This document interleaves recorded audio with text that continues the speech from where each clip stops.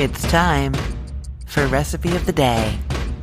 Today I'm going to dispel the myth that you can't thaw chicken or meat in hot water. You actually can, but only under very specific circumstances, which I'm going to tell you about. Now, I'm going to start by saying there are a variety of different ways that you can defrost chicken and meat. You probably know about some of them. So the safest way is to do it in the fridge. You just take your frozen chicken or meat out of the fridge and it's in some kind of plastic container, plastic bag. Put that on a plate or in a bowl or in some kind of container, and it just stays in the fridge until it's defrosted. You can flip it over after a little while. It's going to take some time though. So for like a whole chicken, you're looking at 24 hours. Any kind of roast is going to take at least that long. Chicken breast, chicken thighs, it's kind of overnight. It's going to be 8 hours, something along those lines. So you need to remember to do this the day ahead. That's the idea here.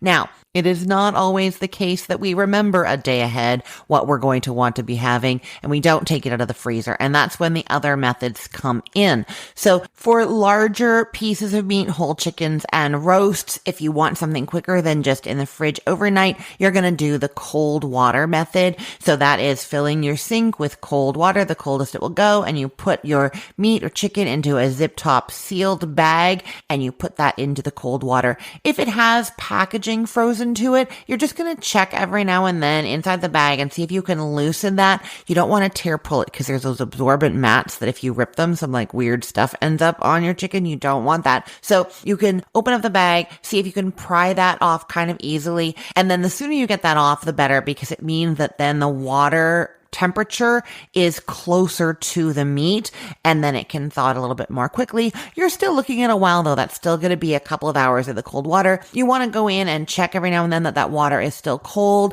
and change it because it can start to kind of warm up to like a room temperature, especially towards later when the roast or the chicken isn't as frozen. You see what I'm saying? So that is what you do for bigger cuts. You wouldn't really want to try thawing those in the microwave. That is not ideal. So you're just going with the refrigerator or the cold water method. You are never supposed to thaw anything just on the counter at room temperature. That is not a good idea.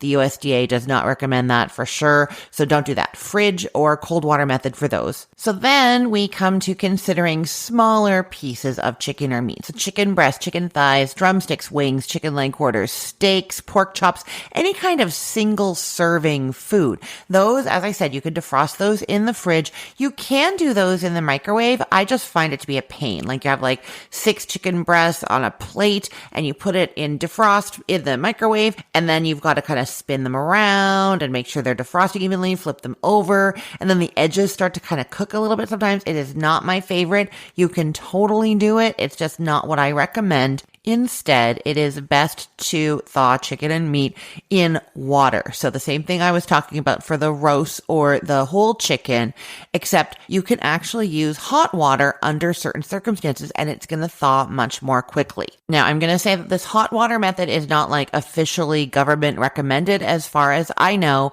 It has been tested in studies. It's been in the Journal of Food Science and in the journal Food Control. And I first heard about this method from Harold McGee on the Splendid Table. So if you listen to podcasts or you're part of the food world and you know who Harold McGee is and you know who the Splendid Table are, then you probably know how reliable they are and you can trust that or not, depending on your judgment. I find them to be very, very reliable and informative. So I believe them and I've been doing this method ever since I first heard about it. So what's important here? What we want is to only have the chicken or meat in the hot water for 30 minutes at most. So you want to be doing few enough pieces of meat so that they're not going to drop the water temperature down too cold. You're starting with hot tap water. If you have like 20 chicken drumsticks, that might be too much. And it's going to drop down that water temperature too much.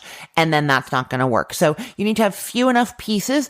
I think like 6 chicken breasts, 6 chicken thighs, 4 chicken leg quarters, maybe as many as 20 chicken wings, 4 steaks. You see where I'm going, right? So if you have that kind of amount, then you can do this method if they are not frozen, touching each other like in a clump, and if they don't have packaging attached to them. Again, the idea is that we're trying to only have them in the hot water for 30 minutes. And to achieve that, we need those pieces to be kind of separated. But don't despair. If you do have clumps, there is something you can do. I'll talk about that in a second. And if you have packaging on your stuff, there's something you can do as well. But let's just give the instructions for assuming you have individually frozen pieces of chicken or meat that aren't touching each other, that don't have packaging on them. Like, you thought ahead. You got them home from the grocery store and then you put them on a tray, maybe lined with parchment paper or wax paper, not touching, and you froze them on that tray. And then once they were frozen, you then put them into a zip top bag where they're not going to freeze together because they already froze. So you did something like that, or you bought them individually frozen. You see what I'm saying? Then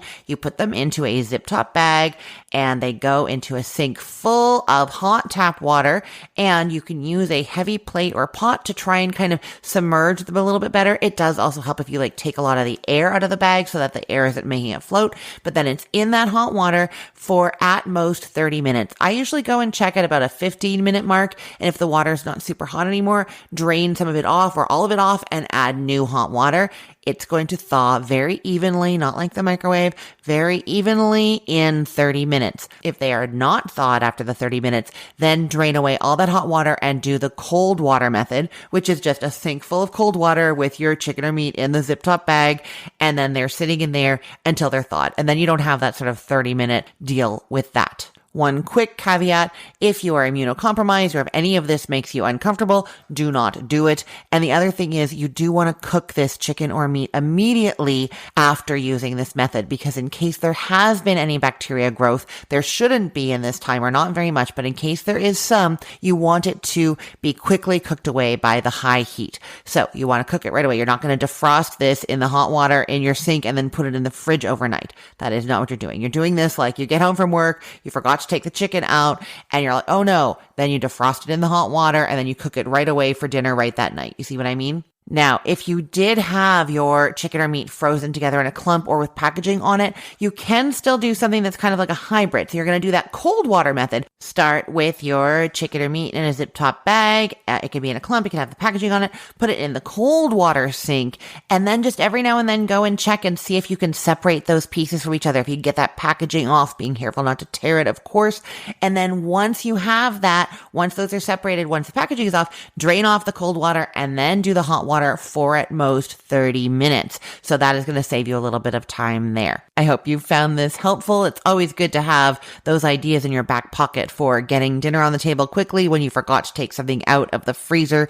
I totally know what that is about. I'm going to put the link to this method for defrosting chicken and meat in the show notes, or you can head to cookthestory.com/ROTD and get it there. Everything there is arranged by date, so it's helpful to know that today is August 4th of 2025. The other place you can get the link is in our Facebook group. Head over and join that, and you will always be able to find the recipe that I'm talking about and the podcast episode, everything that is at facebook.com/groups/recipeotd. I look forward to seeing you there. I'm Christine Pittman from cookthestory.com, thecookful.com, the all new chicken cookbook, and from this podcast, Recipe of the Day. I hope you have a great day. Let's get cooking.